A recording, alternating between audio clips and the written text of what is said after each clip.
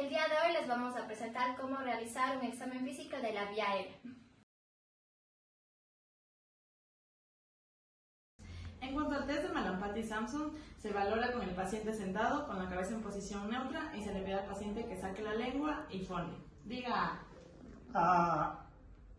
Ya, aquí podemos observar 4 grados en los que se ven las estructuras faríngeas. En el grado 1 se puede observar la garganta, úvula, pilares amigdalinos y paladar blando.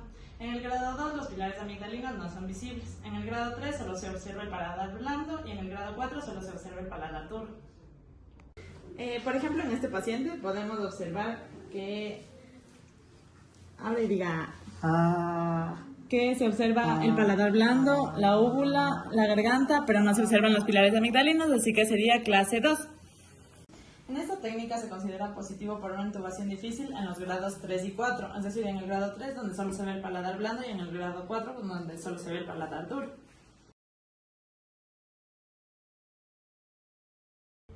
Ahora vamos a explicar el test de mordida o de circunstancia mandibular. Básicamente este test nos permite valorar la capacidad de la mandíbula de deslizarse más allá del maxilar superior. Para esto vamos a valorar, o van a existir más bien 3 tipos de clases. En la primera clase consiste cuando al paciente va a tener la capacidad de, con los incisivos inferiores, morder su labio superior. Así. Y si es que cubre totalmente el labio superior, se le categoriza como clase 1. Sin embargo, como podemos ver en esta paciente, lo va a cubrir parcialmente. Esto va a ser una clase 2. En cambio, en la clase 3, lo que vamos a valorar, por ejemplo, en este paciente, es que el paciente no va a tener la capacidad de, con sus incisivos inferiores, morder su labio superior. Como podemos ver aquí, el paciente no puede deslizar la mandíbula más allá de su maxilar superior, entonces se lo categoriza como clase 3. Esta prueba tiene una especificidad del 76%, una sensibilidad del 86% y un valor predictivo positivo del 9%. Este test es importante también porque nos permite valorar la libertad de la movilidad mandibular y la arquitectura de los dientes. Esta técnica se considera positiva o positiva para una intubación difícil en todos los pacientes que tengan una clase 3, es decir, como este paciente que no puede extender más la mandíbula que el maxilar superior.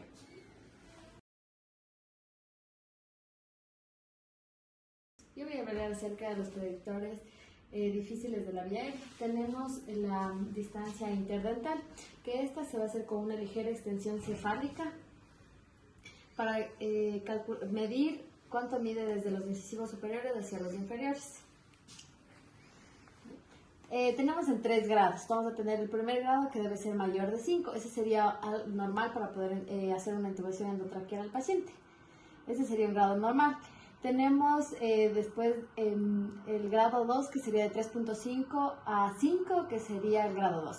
Tenemos el grado 3, que sería el más complicado cuando no se puede intubar al paciente, que sería que sea menor de 3.5. Tenemos que el signo es positivo cuando es menor de 3.5. Diríamos que es difícil para la intubación endotraqueal. En los rangos de movilidad de cabeza y cuello se utiliza para prever las posibles complicaciones en la operación. ¿En qué consiste? Prácticamente consiste en el que si tiene menor movilidad va a ser más difícil la exploración de la vía aérea, y se le pide primero se coloca el dedo índice en la prominencia occipital inferior y el otro dedo se le coloca sobre el mentón y se le pide al paciente que extienda al máximo la cabeza hacia atrás. Aquí ven, hay que distinguir 3 tipos de grados. El primer grado, que es más de 100 grados, es decir, que el dedo índice que está sobre el mentón está por encima del otro dedo que está sobre el occipital. De 90 grados, que se encuentra así, que ambos dedos se colocan en el mismo plano. Y grado 3, que son menos de 30 grados, el dedo que se encuentra sobre el mentón está por debajo del dedo que está sobre el occipital.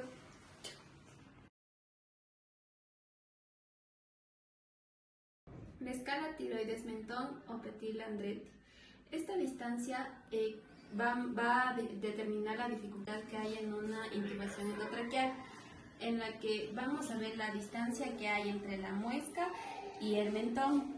Con el paciente sentado boca cerrada, esta distancia va a reflejar el desplazamiento que hay de la línea sobre la cuchilla del laringoscopio, que va a estimar la cavidad mandibular.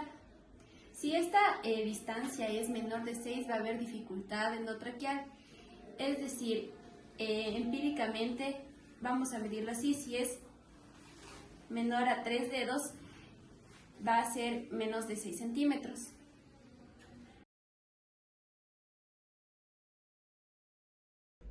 Vamos ahora a explicar la intubación difícil con la mnemotecnia limón. La primera L significa lesiones externas, la I investigar con la regla 332, la M de Mallampati y la O de obstrucción, y la última M de movilidad del cuello. La L significa nosotros de lesión externa.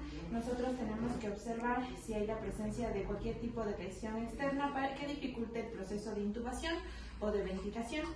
La I con la investigación con las reglas 332, esto significa para tener bien alineado el eje de la faringe, laringe y la boca. El primer 3 significa que nosotros debemos ver la distancia de los dientes incisivos del paciente, que debe ser al menos de 3 dedos de ancho. El otro 3 significa que debemos ver la distancia del hueso ioides con el mentón, que de igual manera debe tener 3 dedos de ancho. Y el 2 significa que es la distancia que va a tener el piso de la boca con la escotadura de tiroidea, que va a tener al menos 2 dedos de ancho. La M de Mallampati significa que nosotros debemos observar la hipofaringe con 2 maniobras que podemos decirle al paciente que haga: es el mentón que ponga sobre su pecho y también que observe hacia el techo. La otra, que es la O de obstrucción, nosotros tenemos que observar de igual manera si hay una obstrucción en la boca que dificulte el proceso de intubación. Y por último, la movilidad del cuello, que es de igual importancia, para que el proceso de intubación se dé de mejor manera y también de ventilación.